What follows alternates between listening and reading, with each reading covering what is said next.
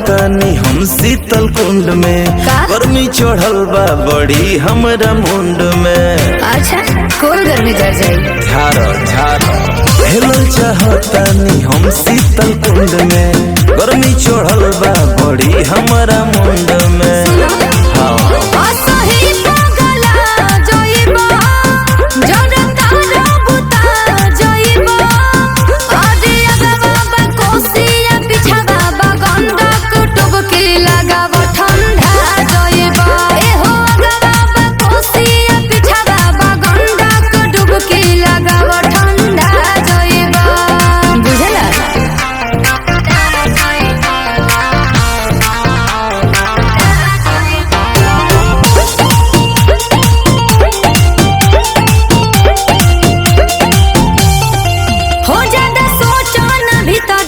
भिजले रहा थोड़ा पानी तुम हवा में खिंचले रहा, अरे जाके डूब जा। रुको तनी लहे लहे हमके करे द, बात चैनी बड़ी कुछ करे द।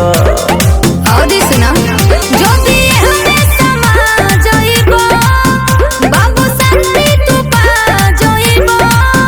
आदि अगवा बकोसिया पिछवा बगंडा को डुबकी लगावा ठंडा जाइबो।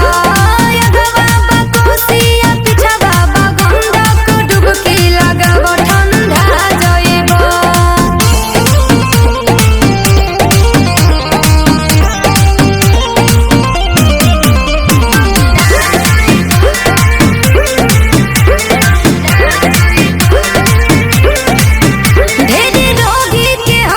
सुधरले बानी जन चिंता कर, हम तो बढ़ले बानी। ए बाबू हम बानी न तूफानी प्रताप के सहारा दो, एक बार नहीं हो दोबारा दो। का विचार